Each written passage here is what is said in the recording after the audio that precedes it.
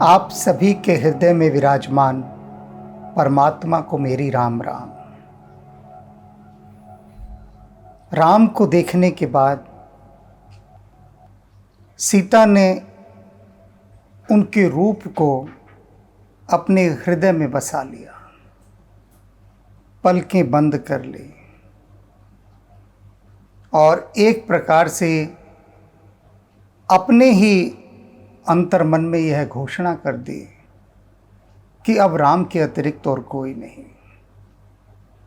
राम को मैं अपना स्वामी मान चुकी हूँ। किंतु साथ ही साथ प्रेमी मन सदा आशंकित ही रहता है। बड़ी आशंका कि पिता ने एक प्रतिज्ञा रख दी है कि जो भी कोई शिव के धनुष को भंग करेगा, सीता उसी के कंठ में जयमाला डालेगी। अब यह तो बात कुछ डराने वाली हो गई। मन ही मन सीता विलाप भी कर रही हैं कि यह कैसे संभव होगा, राम कैसे धनुष को भंग कर पाएंगे। बहुत कठोर है वह धनुष तो। और इसी अपने मन के भय को प्रकट करने के लिए वे पुनः भवानी के मंदिर में पहुंच जाती हैं। उनकी स्तुति करती हैं और अपनी विनती के अंत में कहती हैं कि आप सब मेरे मन की बात जानती हैं, तो मैं आपसे क्या मांगूं।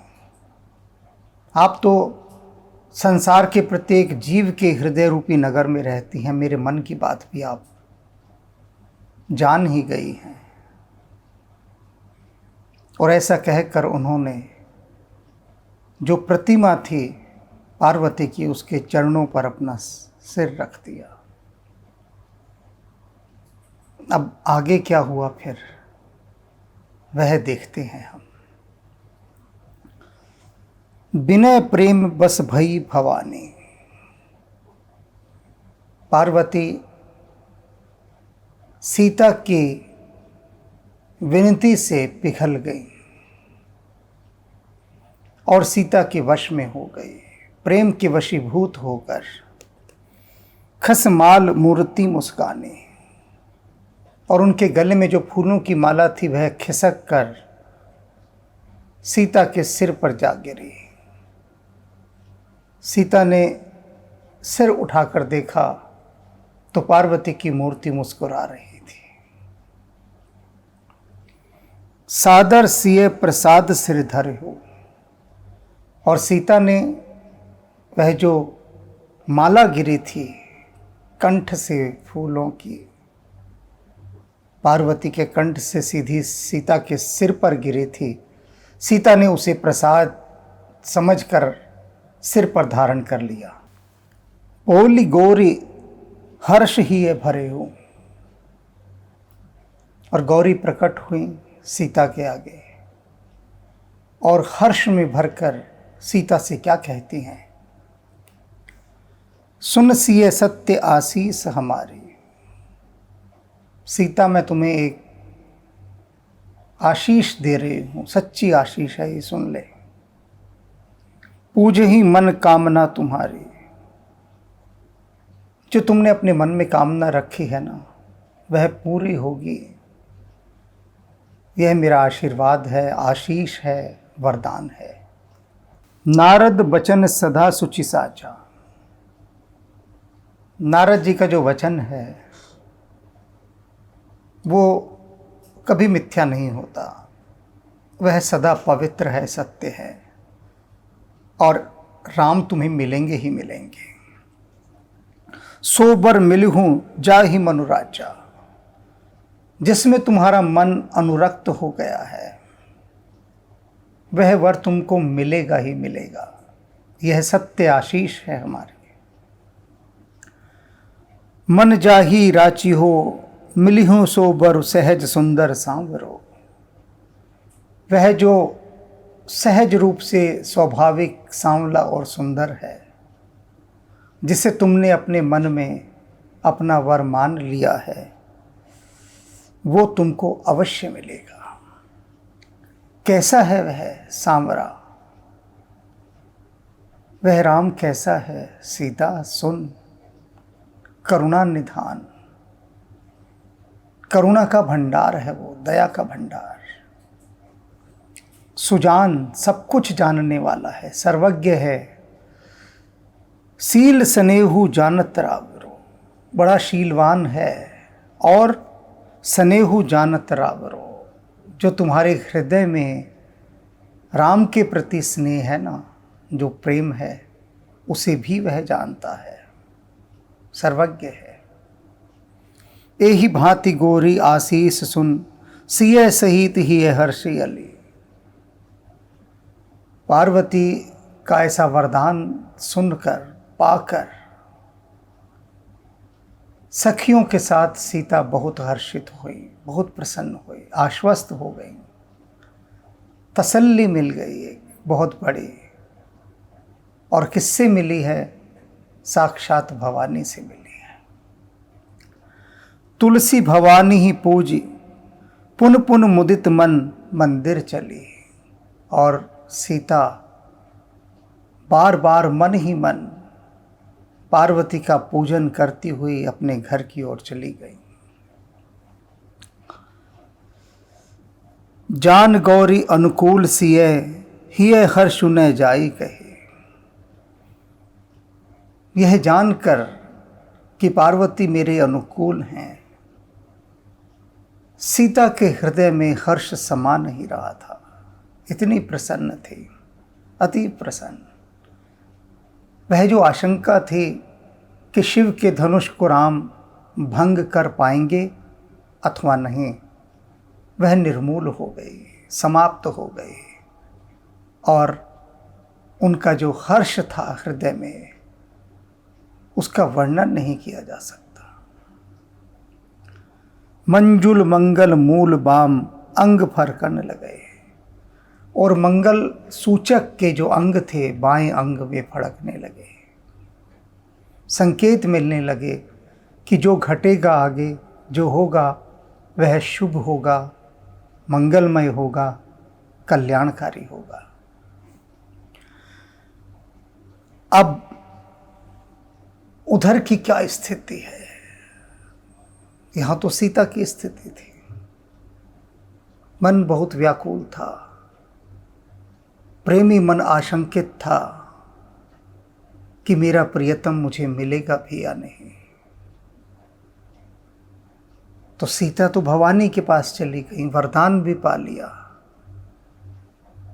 अब राम की दशा कैसी है? सीता की तो दशा हमने देख ली सारी। जो कुछ उनके मन में उथल पुथल थी, ऊहा पोह था, फिर जो आनंद बरसा, वे सारी स्थितियां सब देख ली। अब राम का क्या हाल है? तो राम के पास भी चलते हैं। हृदय सराहत सिए लोनाई, गुरु समीप गवने दो भाई। राम और लक्ष्मण दोनों मन ही मन सीता के सौंदर्य को सराहते हुए गुरु के पास पहुंचे। राम कहा सब कौशिक पाही, सरल स्वभाव छुअत छलनाहि। और विश्वामित्र के पास पहुंचने के बाद राम ने अपने हृदय का सारा हाल उनके सामने कह डाला। जो भी कुछ हुआ था कि इस तरह से वे फुलवाड़ी में गए, सीता दिखी, सीता को देखने के बाद उन्हें क्या अनुभूति हुई, उनका मन सीता के प्रति प्रेम में आसक्त हो गया, सारी बात गुरु को बता दी जाकर। गुरु से कुछ भी नहीं छुपाया। यह नहीं कहा कि लक्ष्मण कुछ मत बताना गुरु से कि मेरी क्या हालत वहाँ हो गई थी, तुम देख रहे थे मेरी दशा, तो प्रेम में विह्वल हुई मेरी उस दशा को, मेरी चित्त दशा को, मेरे मन को गुरु के सामने तुम कहीं कह मत देना। लेकिन राम ने स्वयं जाकर सबसे पहले गुरु को सारी बात बता दी कि ये कहानी बनी है जी, सीता मेरे मन भा गई है। सरल स्वभाव, क्योंकि स्वभाव से ही सरल है राम, कुछ छिपाते नहीं हैं। छुअत छल नाही, उनको छल कपट तो छू भी नहीं जाता है। जैसे हैं वैसे हैं। जीवन में पहली बार हृदय किसी को देखकर धड़का, बता दिया गुरु को जाके, ऐसा हुआ मेरे साथ। अब गुरु जाने, उन्होंने तो कह दिया सब, अपने मन का सब कुछ भाव कह डाला गुरु से। और गुरु भी समझ गए हैं, जान रहे हैं कि राम सीता को अपनी पत्नी के रूप में देखना चाहते हैं, उसे प्राप्त करना चाहते हैं। किंतु कैसे, समस्या विकट है। तो गुरु को सारी बात बता दी। अब गुरु जाने, उधर सीता ने भवानी को बता दी, इधर राम ने अब गुरु को बता दी। कर भोजन मुनिवर विज्ञानी,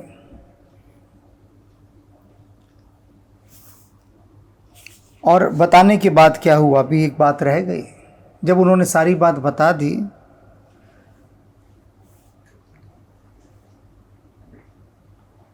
सुमन पाई मुनि पूजा किए ने। वे फूल जो चुगने के लिए, चुनने के लिए राम गए थे पूजा के लिए, उन्होंने लाकर गुरु को थमा दिए कि ये फूल आप लीजिए। पुनि आशीष दो भाई ही देने। गुरु ने दोनों भाइयों को आशीष दिए, आशीर्वाद दिए। सुफल मनोरथ हो तुमरे, और क्या कहा कि तुम दोनों भाइयों के मन में जो भी होगा ना, वह पूरा होगा, निश्चिंत रहो। गुरु का ये आशीर्वाद मिला। राम गुरु का आशीर्वाद ही चाहते थे कि गुरुदेव एक बार कह दें तथास्तु, होगा ऐसा। और इधर कह दिया उन्होंने कि तुम्हारे जो मनोरथ हैं वे पूर्ण होंगे। राम लखन सुन भय सुखारे। राम और लक्ष्मण गुरु का यह वचन सुनकर बहुत सुखी हुए, आनंदित हुए। कर भोजन मुनिवर विज्ञानी। और यहाँ पर अब एक विशेष बात विश्वामित्र के लिए कही है तुलसीदास जी ने कि वे कैसे मुनि थे, वैज्ञानिक थे। विश्वामित्र कोई साधारण मुनि नहीं थे, वे ऋषि थे, वैज्ञानिक थे, साइंटिस्ट। और वैज्ञानिक भी कैसे, शस्त्रों के निर्माता, जो शस्त्र निर्माण करते हैं, ऐसे वैज्ञानिक थे। अब भोजन करने के बाद वे सब बैठे अपने अन्य साधु समाज के साथ, शिष्यों के साथ, राम लक्ष्मण भी, पूरा उनका जो एक समूह था, उस समूह के साथ वे बैठे। लगे कहन कछु कथा पुरानी, और कुछ प्राचीन कथाएं सबको सुनाने लगे। यही होता है, आध्यात्मिक गुरु जब भी अपने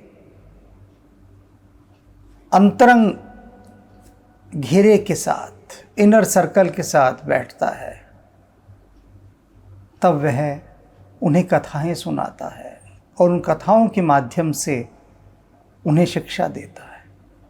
और वही यहाँ पर विश्वामित्र कर रहे हैं। वैज्ञानिक हैं, फिर भी कथाओं में रस है, कथाएं सुना रहे हैं। ऐसे वैज्ञानिक जिन्होंने साहित्य नहीं छोड़ा जीवन में। साहित्य और विज्ञान दोनों का संगम है, और अध्यात्म तो वे स्वयं ही हैं। विगत दिवस गुरु आयस पाई, संध्या करन चले दो भाई। काफ़ी दिन बीत गया, संध्या होने को आई। तब दोनों भाइयों ने अनुमति मांगी कि गुरुदेव हम संध्या उपासना कर लेते हैं जाकर। गुरुदेव ने आज्ञा दे दी। प्राची दिस शशि उयन सुहाना,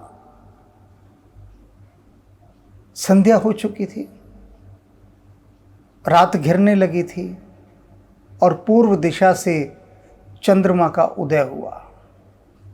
अब राम चंद्रमा को देख रहे हैं। सिय मुख सरिस देख सुख पावा। चंद्रमा को देखकर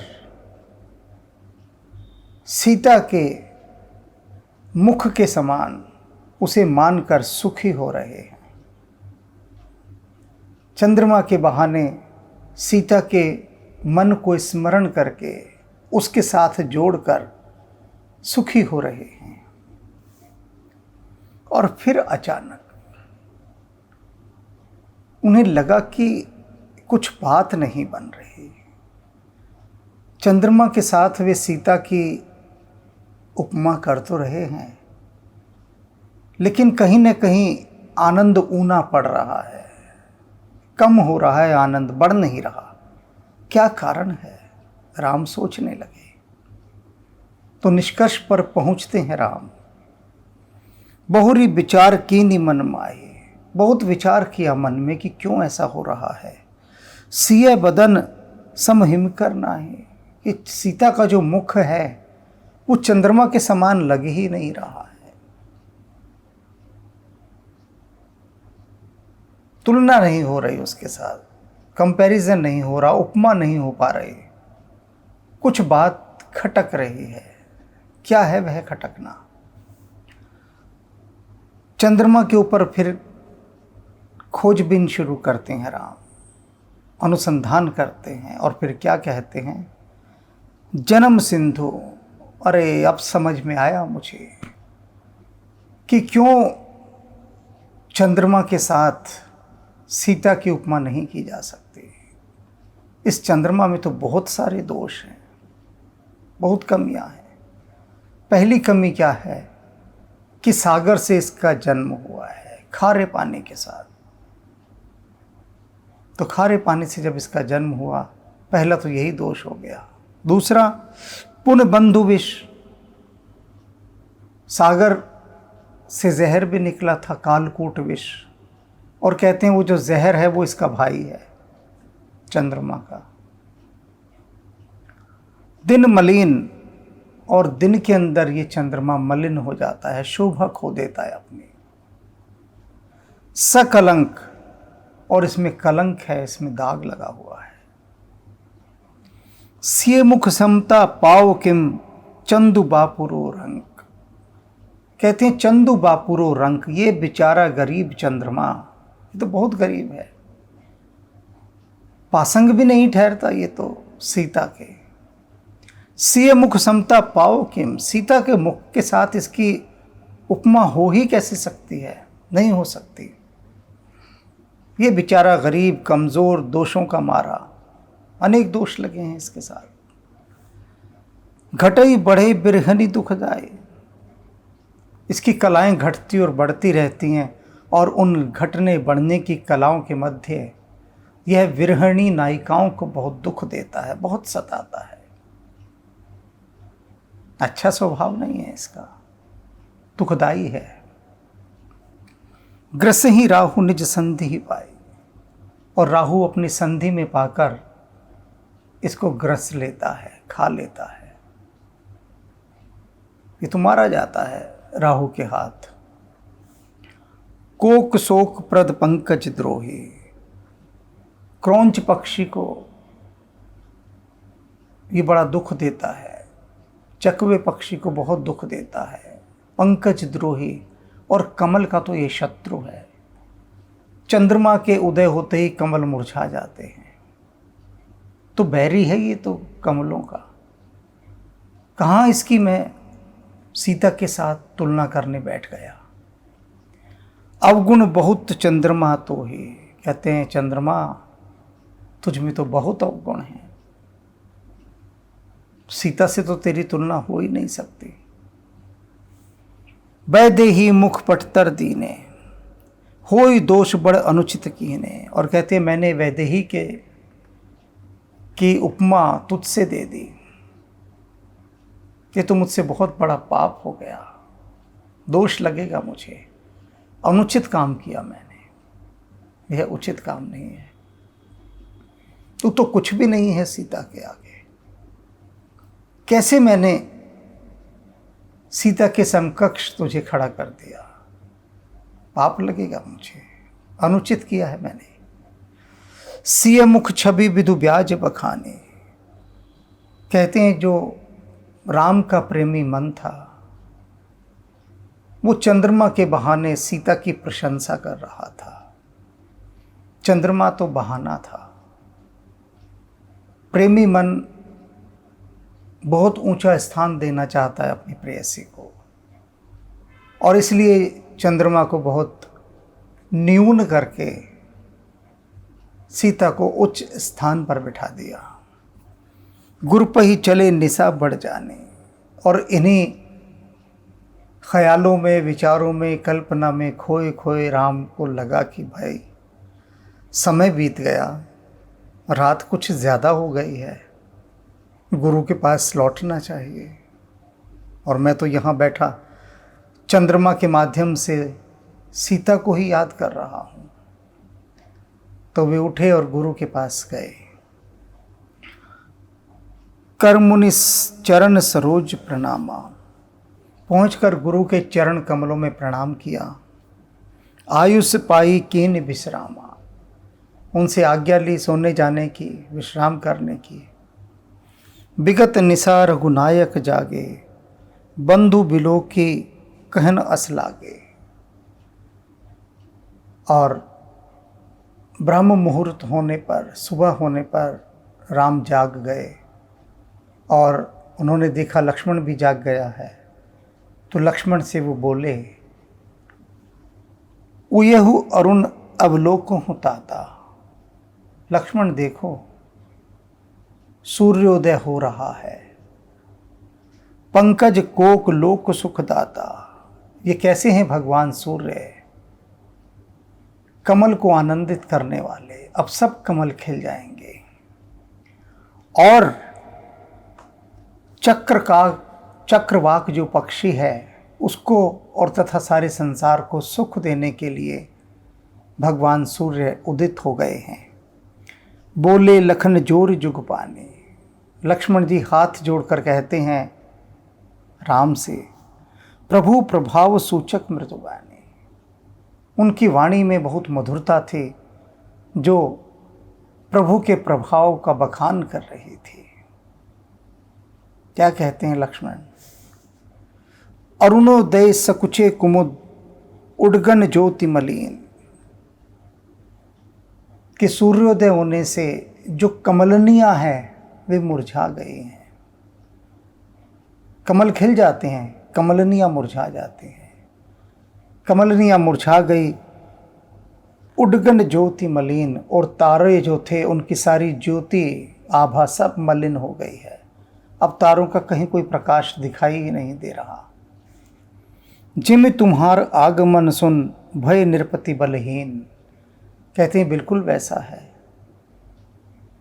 कि सूर्य भगवान अवतरित हुए, वे तारे जो करोड़ों की संख्या में थे सब गायब हो गए। किसी का प्रकाश, कोई किसी के प्रकाश की कीमत नहीं रही। रात थी तो खूब चमकते थे, सूर्य नहीं था तो खूब चमकते थे। अब आप सूर्य के रूप में आ गए हैं, तो आपके आते ही ये राजा, ये सारे राजा जो तारों के समान है बहुत संख्या में, ये सब फीके पड़ गए हैं, सबकी ज्योति क्षीण हो गई है, किसी की प्रभा अब नहीं रही, सब निष्प्रभ हो चुके हैं आपके आने से। नृप सब नखत कर ही उजियारी, टारी न सकई चापतम भारी।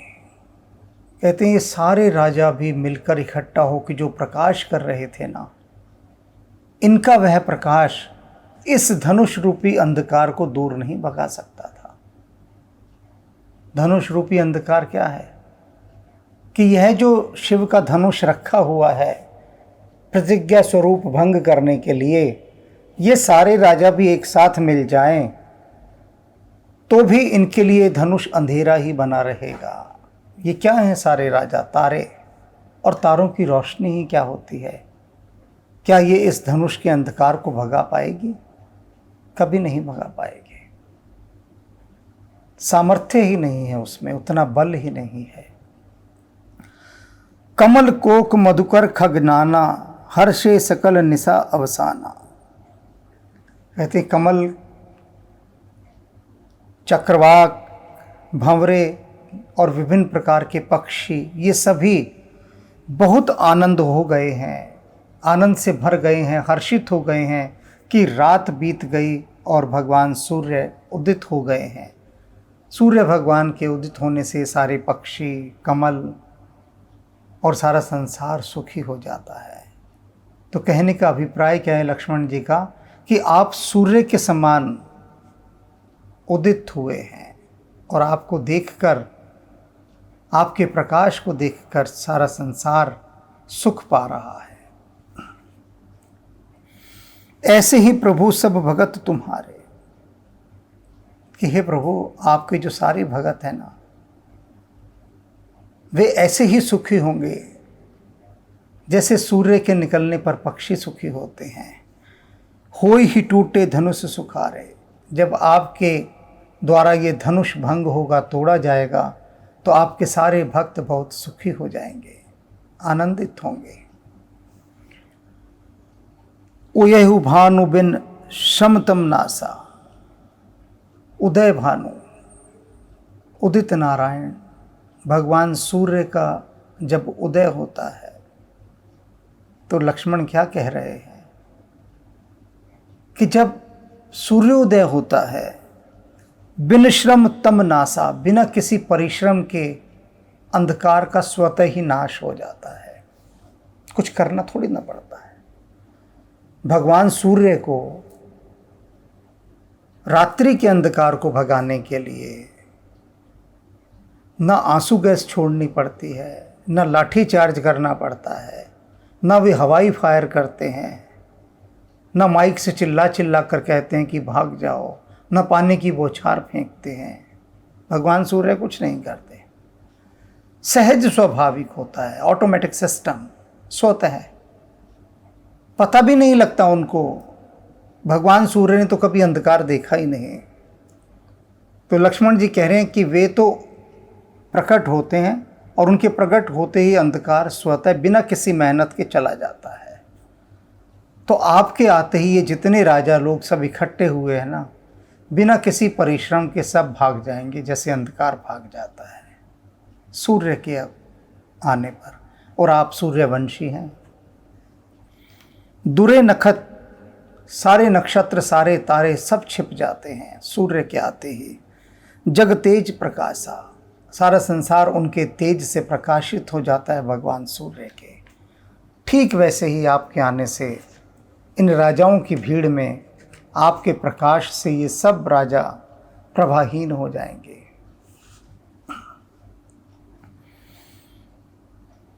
रवि निज उदय ब्याज रघुराया, प्रभु प्रताप सब निरपह दिखाया। लक्ष्मण कहते हैं प्रभु ये जो सूर्य उदय हुआ है ना, ये सूर्योदय अपने बहाने से इन सारे राजाओं को आपका प्रताप दिखा रहा है, आपकी महिमा दिखा रहा है। तव भुज बल महिमा उद्घाटी, प्रगति धन विघटन परिपाटी। अब यहाँ लक्ष्मण जी रहस्यमयी बात कह रहे हैं। कहते हैं ये जो धनुष भंग करने की परिपाटी यहाँ रखी गई है कि जो धनुष भंग करेगा सीता उसके कंठ में जयमाला डालेगी। ये जो प्रतिज्ञा यहाँ रखी गई है धनुष भंग करने की, यह केवल आपके लिए ही रखी गई है। पूरे संसार को आपका बल दिखाने के लिए, आपका प्रताप दिखाने के लिए, आपका प्रभाव सिद्ध करने के लिए पूरे संसार के समक्ष। इसका यही एकमात्र कारण है धनुष भंग की प्रतिज्ञा का, क्योंकि कोई और इसे भंग कर नहीं पाएगा। सब जगह एक ही बात प्रचारित हो जाएगी कि इस धनुष को कोई भंग कर ही नहीं सकता। ये धरती वीरों से रिक्त हो गई है, अब वीर कोई बचा ही नहीं यहाँ पर। उस समय जब आप इसे भंग करेंगे तब संसार के एकमात्र वीर आप कहलाएंगे। तो यह धनुष भंग की प्रतिज्ञा केवल आपके प्रभाव को सिद्ध करने के लिए विधाता ने रची है। ऐसा आयोजन विधाता का है। बंधु वचन सुन प्रभु मुस्काने। लक्ष्मण की यह बात सुनकर भगवान राम मुस्कुराने लगे कि ये लक्ष्मण भी प्रेम के वशीभूत होकर कहाँ कहाँ से कैसी कैसी बातें उठा के ला ला कर रहा है। मुस्कुराने लगे उसकी बात सुनकर, बोले कुछ नहीं, बस मुस्कुरा दिए। होई सुचि सहज पुनीत नहाने, नित्य क्रिया करी गुरु पही आए, चरण सरोज सुभग सिर नाए। और लक्ष्मण की बात पर केवल मुस्कुराकर वे उठे, दैनिक क्रियाओं से निवृत्त हुए, ध्यान इत्यादि किया और जाकर गुरु के चरणों में, उनके चरण कमल में अपना सिर नवाया। जाकर पहुंच गए गुरु के पास। और उधर जनक के यहाँ क्या हुआ? महाराज जनक, सतानंद तब जनक बोलाए। जनक ने अपने राजपुरोहित शतानंद को बुलाया। कौशिक मुनि पही तुरंत पठाए और उनको कहा कि तुरंत जाओ और कौशिक मुनि को अर्थात विश्वामित्र मुनि को बुला कर लाओ। जनक विनय तिनि आई सुनाई। शतानंद जी विश्वामित्र के पास आते हैं और महाराज जनक की बात उनको आकर सुना देते हैं कि इस प्रकार बात है मुनिवर, महाराज जनक ने आपको स्मरण किया है, बुलाया है। हर्ष बोली लिए दो भाई। विश्वामित्र ने हर्षित होकर राम और लक्ष्मण को भी बुलाया साथ ले जाने के लिए कि आओ। सतानंद पद बंदी प्रभु बैठे गुर पही जाए। राम आए और आते ही सबसे पहले उन्होंने शतानंद की चरण वंदना की, उनके चरण स्पर्श किए। कितना बड़ा शिष्टाचार है। शतानंद अहिल्या के पुत्र हैं और जिस अहिल्या का उद्धार भगवान राम ने अपने चरण रज से किया था, उनके पैरों की धूल से अहिल्या का उद्धार हुआ, उनके ही पुत्र के पैर राम छू रहे हैं। माया है, प्रभु की लीला है, रहस्य है, कोई बात समझ में आने वाली नहीं है, समझ से पार की बात है। लेकिन यहाँ समझ इतनी ही ग्रहण कर लेने वाली है कि राम का शिष्टाचार, राम की विनम्रता, राम की शीलता, कि राजपुरोहित आए हैं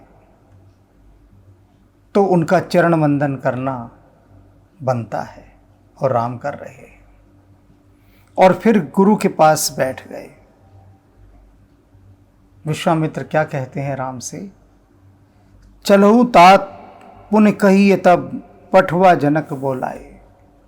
कि राम चलो उठो और चलते हैं, हम लोगों को जनक ने बुलाया है, हम सब अब जनक के पास चलते हैं।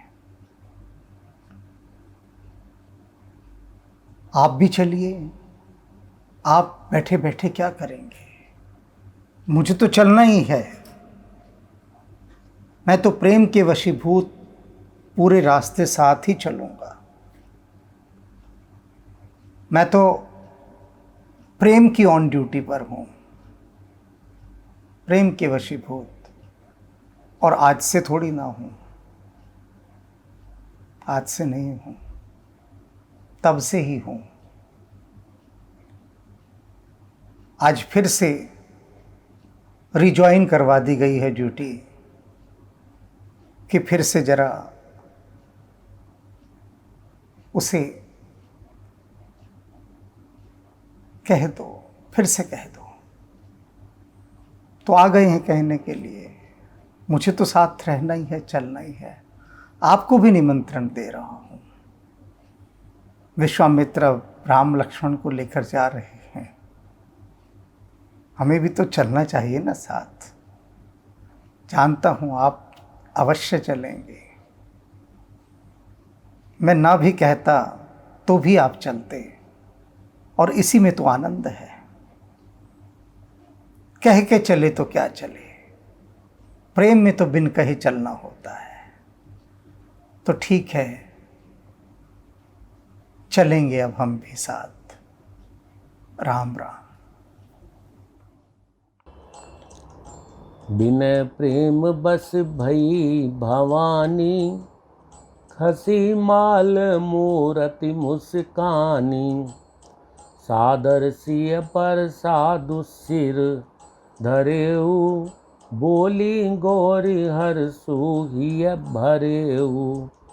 सुन सिय सत्य आशीष हमारी, पूजी मन कामना तुम्हारी। नारद बचन सदा सुचि साचा, सोबरु मिले ही जानी मनुराचा। मनु जाई राच मिलहि सोबरु, सहज सुंदर सांवरो। करुणा निधान सुजान सीनु, सनेहु जानत रावरो। एहि भांति गौरी आशीष सुनि सिय, सहित हिय हरषि अली। तुलसी भवानी पूजी पुनि पुनि, मुदित मन मंदिर चली। सिय हिय हरषु न जाय कही, जानि गौरी अनुकूल। बाम अंग फड़कन लगे, मंजुल मंगल मूल। हृदय सराहत सिय लोनाई, गुर समीप गवने दो भाई। राम कहा सब कौशिक पाई, सरल सुभाउ छुअत छल नाई। सुमन पाई मुनि पूजा कीनी, पुनि आशीष दुहु भाइन दीनी। सुफल मनोरथ हों तुम्हारे, राम लखन सुनि भय सुखारे। करि भोजन मुनि बर विज्ञानी, लगे कहन कछु कथा पुरानी। विगत दिवस गुरु आयुष पाई, संध्या करन चले दो भाई। प्राची दिशि शशि पुयऊ सुहावा, सिय मुख सरिस देखी सुख पावा। बहुरी विचारु कीन मन माही, सिय बदन सम हिम कर नाही। जन्म सिंधु पुनि बंधु विषु, जन्म सिंधु पुनि बंधु विषु। दिन मलिन सकलंक, सिय मुख समता पावकी में। चंदू बापूरो रंक, घटई बढ़ई बिरहिनी दुखदाई। ग्रसई राहु निज संधि पाई। कोक शोक प्रद पंकज द्रोही, अवगुण बहुत चंद्रमा तोही। वैदेही मुख पट तर दीने, होई दोष बर अनुचित कीने, सिय मुख छवि विदु ब्याज बखानी, गुर पै चले निशा बरि जानी, करि मुनि चरण सरोज प्रणामा, आयुष पाई कीन विश्रामा, विगत निसार गुनायक जागे, बंधु बिलो की कहन अस लागे, हुयउ अरुण अवलोकहु ताता, पंकज कोक लोक सुख दाता, बोले लखन जोरि जुग पानी, प्रभु प्रभाउ सूचक मृदुबानी, अरुणोदय सकुचे कुमुद, उड़गन ज्योति मलिन, जिमि तुम्हार आगमन सुनी, भय नृपति बलहीन, निप सब नखत करई उजियारी, टारी न सकई चाप तम भारी, कमल कोक मधुकर खग नाना, हर से सकल निशा अवसाना, ऐसे ही प्रभु सब भगत तुम्हारे, होई टूटे धनुष सुखारे, उयऊ भानु बिनु श्रम तम नासा, दुरे नखत जग तेजु प्रकाशा, रवि निज उदय ब्याज रघुराया, प्रभु प्रताप सब निपन दिखाया, तब भुज बल महिमा उदघाटी, प्रगति धनु विघटन परिपाटी, बंधु बचन सुनि प्रभु मुस्काने, हुई सुचि सहज पुनीत नहाने, नित्य क्रिया करि गुरु पै आए, चरण सरोज सुभग सिर नाए, सत्तानंद तब जनक बुलाए, कौशिक मुनि पै तुरत पठाए, जनक बिनय तिन आई सुनाई, हर से बोल लिए दो भाई, सत्तानंद पद बंदी प्रभु, बैठे गुर पै जाई, चलऊ तात मुनि कयऊ तब, पठवा जनक बोलाई।